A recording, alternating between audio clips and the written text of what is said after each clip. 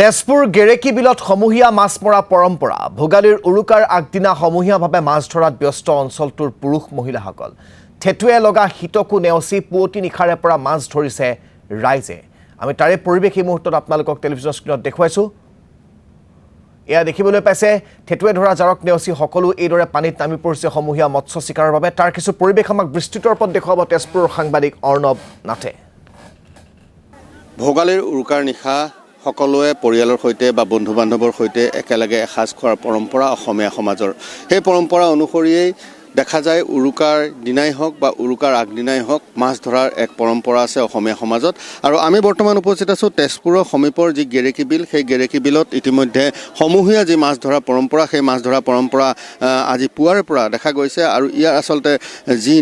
নীতি নিৰ্দেশনা আছে যে ইয়াতে এখন পৰিচালনা সমিতি আছে পৰিচালনা সমিতিয়ে সেই নীতি নিৰ্দেশনা নিৰ্ধাৰণ কৰে আৰু পুৱাৰ ভাগৰ পৰা যথেষ্ট সংখ্যক লোক তেজপুৰক দাঁতি কাষৰীয়া যথেষ্ট সংখ্যক লোক গ্ৰামাঞ্চলৰ লোক আহি এই যি গেৰেকী বিল আছে এই গেৰেকী বিলত উপস্থিত হয়হে আৰু এনেধৰণে হাজাৰ হাজাৰ লোকে ইয়াত পুৱাৰ পৰা মাছ ধৰি আছে তেওঁলোকে বিভিন্ন ধৰণৰ মাছ বৰালি ভকুৱা কুহি বিভিন্ন ধৰণৰ মাছ ইতিমধ্যে তেওঁলোকে ধৰিছে আৰু বৰ্তমানেও সেই মাছ ধৰা যি প্ৰক্ৰিয়া সেই মাছ ধৰা প্ৰক্ৰিয়া অব্যাহত আছে এটা কথা ক'ব লাগিব আচলতে উৰুকাৰ নিশা একেলগে যি খোৱাৰ এসাজ খোৱাৰ যি পৰম্পৰা আছে সেই পৰম্পৰাক ধৰি ৰখাৰ এক চেষ্টাৰ লগতে এটা কথাই ক'ব লাগিব যে প্ৰত্যেকগৰাকীয়ে যিসকলে মাছ ধৰি আছে তেওঁলোকৰ এটা আনন্দ আচলতে মাছ সমূহীয়াভাৱে ধৰাৰ এটা আনন্দ আৰু সেই আনন্দৰ বাবেই এনেধৰণে প্ৰত্যেকগৰাকী ব্যক্তি আহি ইয়াত উপস্থিত হয়হি আৰু মাছ তেওঁলোকে যথেষ্ট সংখ্যক লোকে আহি ইয়াত মাছ ধৰেহি আৰু তেজপুৰৰ কাষৰীয়া যিসকল লোক আছে সেই লোকসকলে ইতিমধ্যে ইয়াতে পুৱাৰ ভাগৰ পৰা যথেষ্ট সংখ্যক লোক ইয়ালৈ আহিছে আৰু তেওঁলোকে ইয়াতে মাছ ধৰি আছে বৰ্তমানলৈকে মাছ ধৰি আছে কিন্তু এটা কথা ক'ব লাগিব যে গেৰেকী বিলত ইয়াৰ পৰা সকলোৱে নিজাববীয়াকৈ এই মাছসমূহ তেওঁলোকে ধৰি লৈ যাব আৰু ইয়াত ক্ৰয় বিক্ৰয়ৰ কোনো ব্যৱস্থা নাই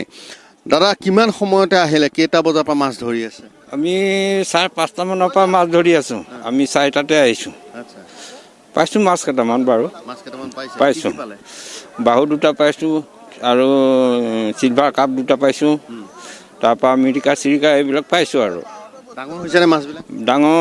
2 কেজি 1.5 কেজি এনেকৈ চাইজৰ হ'ব আৰু ইয়াততো কিনিব নালাগে এই কিনিব নালাগে আমি ৰাইজে মাৰে ৰাইজক প্ৰত্যেক বছৰে আহোঁ আহি ইয়াত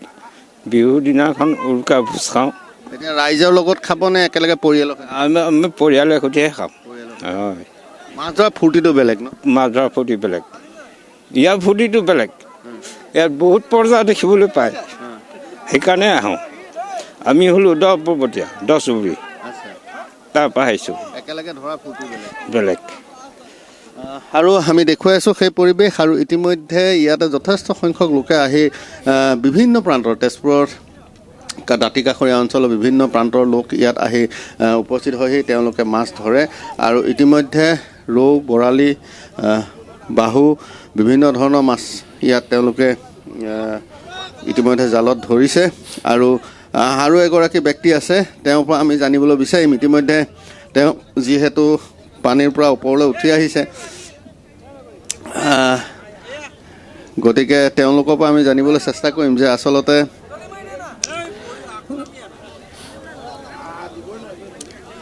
এই অসমীয়াৰ আচলতে বাপতিসাহোন বিহুটোৰ উৰুকাৰ নিশাটো যি আদৰাৰ বাবে যি আচলতে প্ৰস্তুতি সেই প্ৰস্তুতিৰ বাবে সকলোৱে এনেধৰণে তেজপুৰৰ সমূহীয়া মৎস্য শিকাৰ পৰিৱেশ আমি অৰ্ণৱ নাথৰ জৰিয়তে আপোনালোকক দেখুৱালোঁ